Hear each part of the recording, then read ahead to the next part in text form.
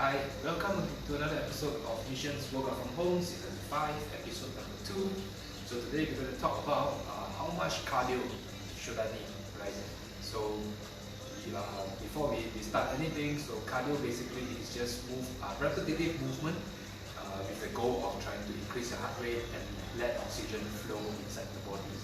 Okay, so before we start, make sure you like, share, or you can even comment at during this time, so I can share with you what is going on. Now, before also we start, just want to share a quick reminder that this topic for today about how much cardio should I do is going to be very huge context dependent. So meaning, because I did, different people got different background and stuff, so this is going to be different. However, I will try to touch as much as I can, so you can have your own idea, so to speak, on how you can do the amount of cardio that you personally need, right? So let's get into it, okay? So cardio, we all hear it before, you want to lose weight, you got to do cardio. Now, how true is this? Is it, should one must do cardio every day if the goal is fat loss? Or should one do zero cardio if the goal is fat loss? I will share with you right here so you have some take-home points.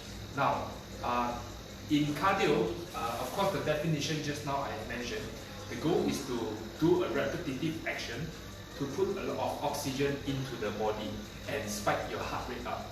So the easier, long answer short is, you do something that spike your heart rate up. So when you spike your heart rate up, it requires more energy, and because oxygen need to go in more, so more energy is needed. When more energy is needed, guess what energy unit is used? Calories. So the idea is that if you do a lot of cardio, or if you do some sort of cardio, the idea is that it's going to help you to burn calories. Okay? So is this true? Is this false? I will share with you. So it's actually true that if you do your cardio, definitely if your goal is for weight loss, you can do it. However, it is not the end all be all. So what is the meaning is that theoretically you can lose a lot of weight doing cardio, but on practicality it might not be what you want. So I explain what it means. Okay, so cardio, we talk about simple stuff first. The types of cardio that we have. All right, I'll talk about what it means later. So the idea of the cardio is that some examples, whether it's running, jogging, rowing as in, like, as people see in the gym and do some of this rowing stuff, skipping rope, even doing some intensity exercises, so to speak. So example, you hear the famous one, HIIT training, high intensity interval training. Then you have medium interval intensity training, and of course you have least low intensity interval training. Okay, so what does this mean? How is high? How do you define as high? How do you define as low? How do you define as medium? I will share with you. So I will use running for context, so it's easier for you to understand. Or walking. Okay, so if you're walking, just walk. That is low intensity training. Okay, so if you're doing like a bit of running, that is called medium intensity training. If you are sprinting, for example, right, this is called high intensity training, high intensity interval training. Okay, so you are hit, miss, and miss. Okay, so which one should you do? The first of all, before we say which one is optimal, rule number one: make sure that you enjoy. Okay, so example, if you don't like to like sweat it out, get too pressure, you prefer to do low intensity training. Least, that means you're walking, watch an episode of Netflix, your classic one, you watch a Netflix, walking on the treadmill, then it's called low intensity. Okay, so if you are not a fan of that, you want something that is fast and sprint and high one, high intensity one, then a good suggestion for you is to go on to high intensity interval training. Okay, so high intensity interval training is usually things like, have you heard things like Tabata or like interval, those kind of things. So example, you do example 30 seconds, do as fast as you can, or do like 10 seconds as fast as you can, rest for 4 or 5 breaths, then continue 10 seconds. So these are some classic examples. Alright, repeat this for 6-7 rounds. Okay, so number one, how do you find which cardio works that you enjoy? Because you have to understand, enjoy is very important. If you cannot enjoy or you cannot sustain it, then it's hard for you to see long-term results, right? I also wish that you just do one session of cardio, we can see results. I really wish, because I don't have to scratch my head so much to help my clients get results. And number two, more people will be not obese around the world, right? So this is ideally this happens, but the reality is you pick one that you prefer. If you like HIIT, go for HIIT. If you like LIST, go for LIST. You like something in between, go for LIST. Alright? So which is better? Now cardio only got one. In practicality, cardio is used, or whatever example, if a personal trainer or coach who gives you a cardio program. The cardio only got one goal. It is to burn calories. Okay, that's about it, right? So, example, if you want to, people tell you example, do 30 minutes of cardio will burn up to example 300 calories, or example, do up to 15 minutes, burn up to 400 calories. We have here big claims like this. So what does this mean? Or better yet, I will show you how to calculate, so to speak. Okay. So here is the deal. To lose weight, now how much cardio should I do, right? Actually, HIIT or LIST doesn't matter. What matters most ultimately is how much calories you can burn at the end of the session. So I repeat again, how do you know which cardio works or most effective for you? Is the one that, aside from being sustainable, is the one that, hear this out, the one that lets you burn the most. Okay, that is probably the answer you will go to. Now, how do you find, example, if you have program A, is a low intensity training, walking one, right? It burns up to 200 calories, for example, but it takes half an hour. Then you have program B, doing, what is that called? Doing cardio, half an hour, 15 minutes, sorry, only 15 minutes, but you do very sprint, very fast one. So this one is called HIIT training. So HIIT versus LIST, if both of them turns out is the same amount of calories burned, then it breaks down to which one you prefer. If you like to save time, maybe you do a HIIT. But if you don't like to sweat out a lot, you don't like to be pressured, then you do a LIST. In other words, whether you do LIST low intensity interval training or you're doing HIIT high intensity interval training, both actually works equally well, as long as it's sustainable for you and whichever that helps you to burn most calories. Okay, so that's about it. Alright, so there's nothing. They will always see a camp of people doing about this is good. You shouldn't do high intensity. Another group will tell you, oh, you should only do low intensity. So which is better? Which is worse? The idea is we have mentioned just now. Now, what are the advantages and disadvantages of LIST and HIIT? Well, LIST, the good thing about low intensity is, number one, it is not so tiring, right? Because it's just put the phone, walk around, right? You see bodybuilders do it, they always hold on the bike, they do a stair climber, they watch like the boat or watch the phone, right? So this example, the good is, it is not so taxing to the body. Number two, the intensity is very low. But what are the cons? Number one, it takes up a lot of time. And number two, if you do it very frequent, there is a chance of breaking down muscle, which is not good, because if you break down muscle, you become weaker, and not to mention your metabolism goes down, and even worse, you look even flabbier. Because remember, what firms the body is muscle. So if you do too much of low intensity training, let's say every day you do 2 hours walk on the treadmill, these are extremes, but it happens. So let's say you do the 2 hours every day on the treadmill, you lose some weight, but there's one problem. You will, your muscle will tend to break down a little bit. So an easy example, you think about, again, this is not shaming, this is giving you an example. So if you have someone who is a marathon runner, look at marathon runner. Picture a marathon runner, right? If you cannot, you can Google Mo Farah, right? Very fantastic guy, Olympic champion. So you look at how he do the, you look at marathon runners, right? They're quite skinny. They are not very, they don't have much muscle, in other words, just a little bit of muscle. Now, if you do not mind being like a stick figure, and you're okay with it, then go with the low intensity training. But just understand there is a cost to pay where you will break down your muscle, which is risking you of losing your muscle mass, which they said might break down your metabolism, might slow down your metabolism, and also help you to get and might lose some firmness into your body in terms of appearance. So these are the disadvantages. Now, what about high intensity training? So high interval intensity training, heart rates go up to 120, maybe even higher. Let's say you do a lot of Tabata or cycling. You see that in classes, right? They go on the bike, they go very high. This is high intensity training. The advantage is it is more fun. It's not so boring. Watch at the phone and walk. This one is really go all out, sprint as much as you can. Looks great, sweat it out. The height is there. That is the advantage.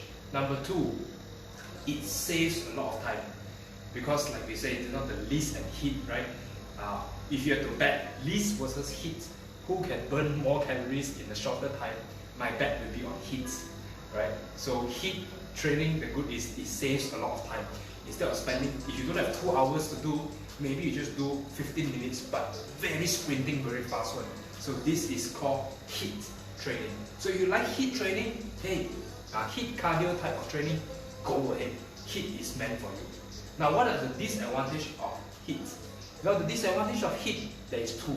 Number one, it may burn out. It may make someone burn out very fast. Some people just don't enjoy doing heat. Now, I myself am an example. I don't like heat training. I remember when I was overweight, people dragged me to go to those, drag myself to go to those classes of heat, like you're doing like a lot of reps in a very fast time. I felt tired, but I just feel like dying. That's about it, right? So if you're not a fan of that, maybe heat, there's a disadvantage. Heat will burn you out. And every time when you step in, before you want to go to the class, you will think twice. So it may make you demotivated. Now, also disadvantage with heat, probably heat number two is that if you do it too frequent, also, now just not least, maybe do too much, it breaks down muscle.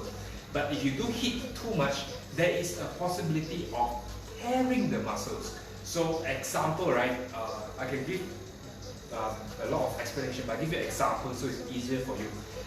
Think about a marathon runner versus a 100-meter sprinter. Who has the chance of straining the hamstring more? Probably the answer is you will see a 100-meter sprinter get strained more. Before they start, right? Once they run, boom, then they pull a hamstring. Right? We've seen this a lot of times. So in other words, sometimes high intensity training may be a little bit too much for the body to handle. Especially if you are starting, I wouldn't recommend you to go all out. Maybe just turning it down a bit. I will share that more later on which how do you choose which exercise you want and how to go around it. Right? More on that later. So go back to the heat. Chances of getting injury is a bit higher. In fact, I don't know how many times more, but if memory serves me right, at least 5 to even 10 times more risk of having injury compared to doing low intensity training. So these are some these are actually some of the ideas you might want to take note of before you jump to should I do heat or should I do this. Okay, so recap everything. Cardio, the goal is simple. It helps to put take oxygen into the body. Repetitive movement, that is cardio. The goal of cardio is simple. It helps you to burn calorie. Now, which one burns more, list or miss or heat? Turns out, if all of them are done in the same intensity, you will reach to the same goal. So in other words, which one you prefer more, it doesn't mean one is better or one is worse. As long as you like it, go ahead. Now, training, heat and list, we already talked about. Good of list is that it's not so taxing to the body, but the bad is eat up a lot of time. The good about HIIT is, when you do HIIT, you sweat it out, gives you the motivation, the hype is there, and it burns way faster way faster calories compared to a RIS. However, there is a higher risk of tearing the muscles. So this is something you might want to take note. Okay, so we talked about the whole cardio thing already. Now let's go to part number 2, right? So how do you program the cardio? So before I start, simple one, frequently asked question. When should I do my cardio? So some of my friends over here, you might lift weights, whether it's at home or at the gym, if you have a gym. So should I do my cardio before my weightliftings, or should I do after my weightlifting?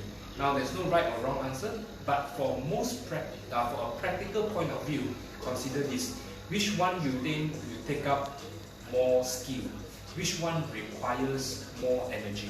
Lifting weights or doing running? So chances are lifting weights require more skill and is a little bit more taxing. So I would suggest one person, even if your goal is to lose weight, doing cardio is fair, but I suggest do your weights first, then followed by doing cardio. Can you imagine you run for 1 hour already, and then suddenly I ask you to go and do a squat? You'll be toasted by that, and then your weight training becomes suboptimal. So again, it's not what we want, right? We're here for the best for ourselves. So we want to take note of all this. Now, so suggestion, do your weights first, only do cardio. If you have time, better still, you do 1 day cardio, 1 day weight training. This is a better form if you have time, that is, right? If you have time, do your weights, then do an alternate day. Day 1 cardio, day 2 weight, day 3 cardio, day 4 weight, and so on. Why? You want to prevent any interference, as in energy-wise, or even the chances of risk of injury. Right? So example, the HIIT example is you can imagine you go and do a lot of hamstring workout already today, and then I go and ask you to go and do sprinting HIIT. The chances of pulling a hamstring is very high, so we suggest you to break it down. But if you don't have time, you only have 2 to 3 times of days to work out, no problem. You do your weight training first, then only do your HIIT or RIS, whichever you prefer. Okay, so that's how we talk about which one should we do. Okay, now how to program for yourself. So the moment you're waiting for, so I will share with you what I mean by all this. So here is the deal. You might need a calculator on this one, or you can watch back watch back this video again, so you can understand. You might need a calculator or write down a piece of paper. So the idea is very simple. Have you ever seen have you ever seen someone who say like, I'm doing a 400 calorie cardio workout, or doing a 600 calorie cardio workout? So how do you calculate that? Or how much calorie do I need to burn to lose weight? The idea is very simple. This is a good rule of thumb. It is not N or P or, but it's a good rule of thumb.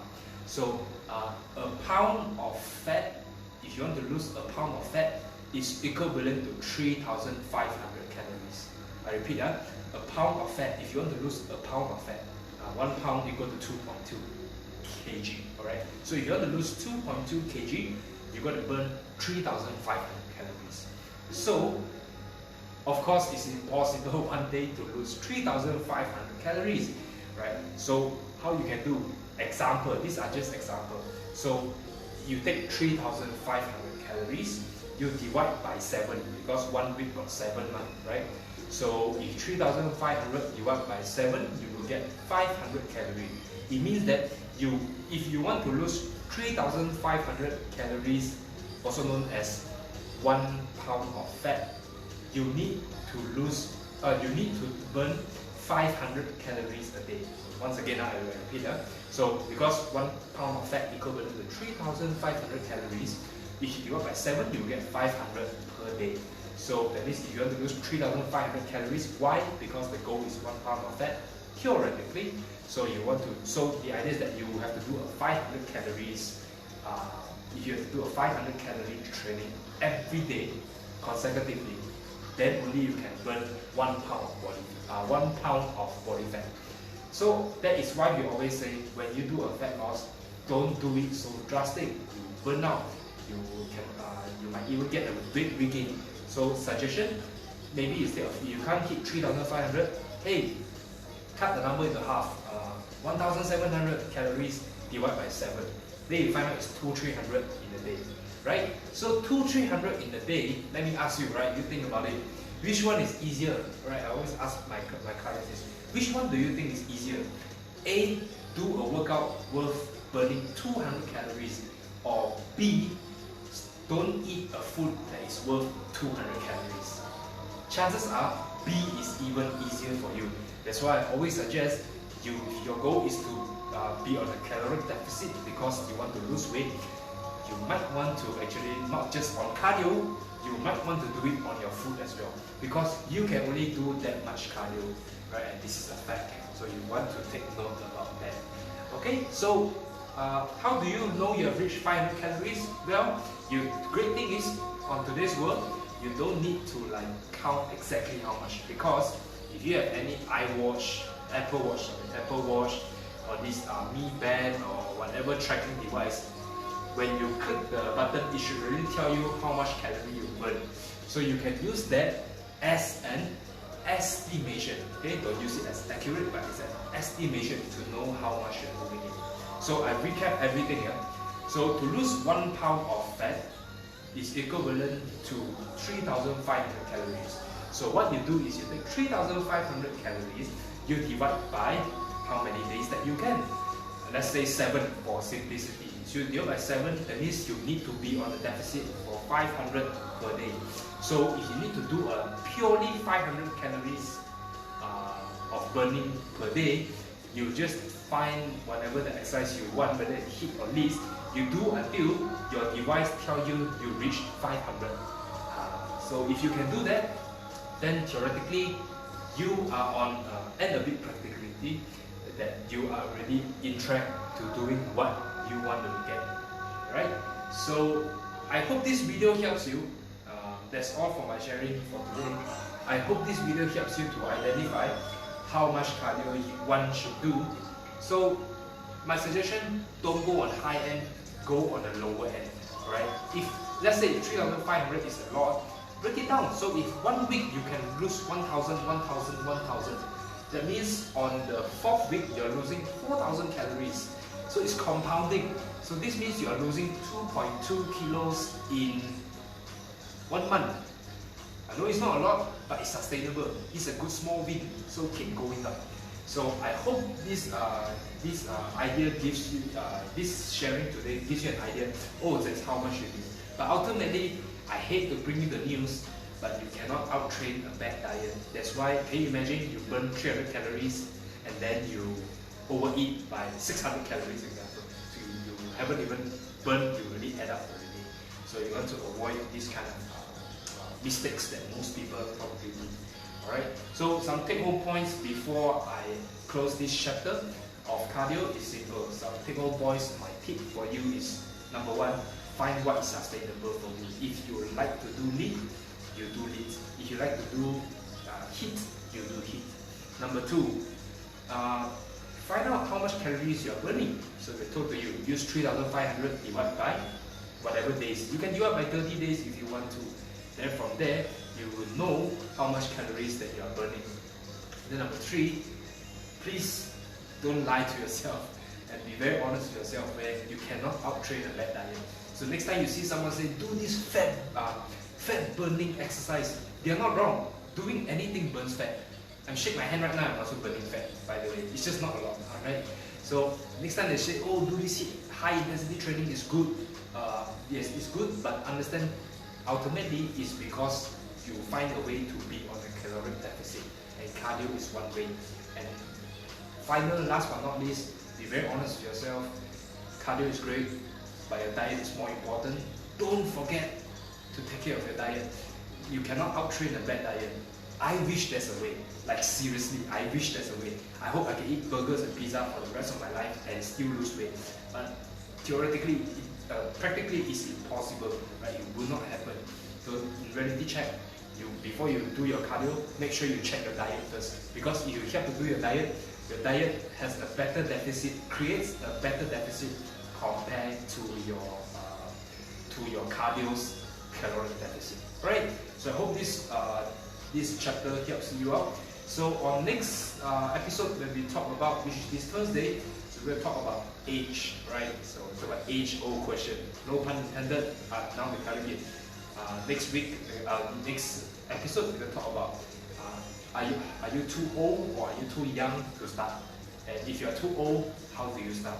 If you are very young, let's say for some reasons your kids want to work out, hey, how can you do it? I'll share with you how you can navigate around. So whether it's old, young, or anyone, they can all benefit. Alright, so that's all for me today. Thank you so much for joining today. I hope you guys learned something. That's the least I can do, is to help you guys out during these hard times. And if you find this video helps, hey, do me a favor, help me as well. Just like or share this out so more people can know how much cardio they can do or what cardio fits them best. Alright, so that's all for today. Thank you so much, and I'll catch you on Thursday. So till then, take care and bye-bye.